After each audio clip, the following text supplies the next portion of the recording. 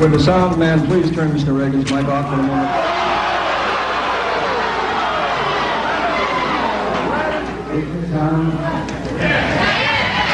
Mr. Reagan, Would you turn that microphone off, please? I am paying for this microphone.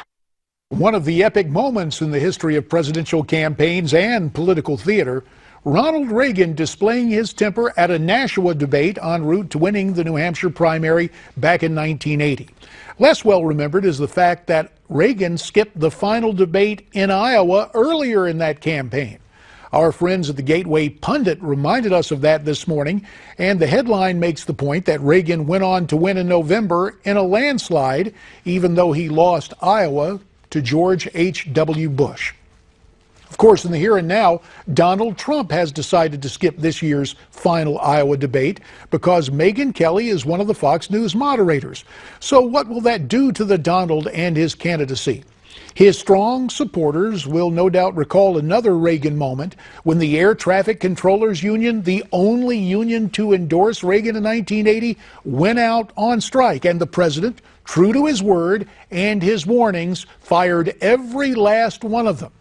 Trump supporters remain fired up, and this latest dispute will only energize them. Once during a tough congressional campaign, I likewise declined to debate. The League of Women Voters had invited a local newspaper columnist to host that encounter. The columnist, in turn, gave a speech at a local civic club where he was less than charitable towards me, and my supporters in attendance at that event started calling and emailing my campaign, suggesting that I skip the debate.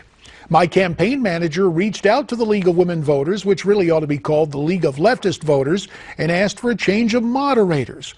Those left-lurching ladies declined, so I in turn declined their invitation. Never mind the fact that we had debated on several other locations and several other occasions. The Democrat and his sympathizers in the media tried to suggest I was afraid.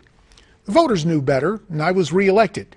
To his credit, the newspaper columnist subsequently reached out and tried to clear the air over lunch once the campaign was over, and of course I was still the congressman. Later, he left that financially troubled newspaper to go to work for a Democrat office holder. Just a coincidence, I'm sure. Bottom line, declining to debate is not always a mistake, at least not the way I see it. Now it's time for the way you see it, your comments via social media.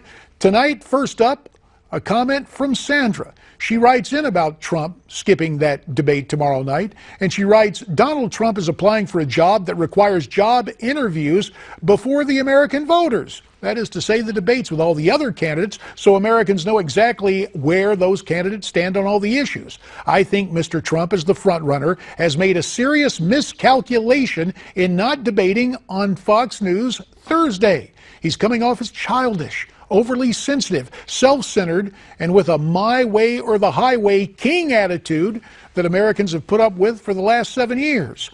We're not looking to hire another king. RG sees it differently, writing in, can Donald Trump win the presidency? I, like many, believe that his ego will not let him fail to do what he says he will do, make America great again. What do you think? We'd love to hear from you, and here's how you can let me know the way you see it.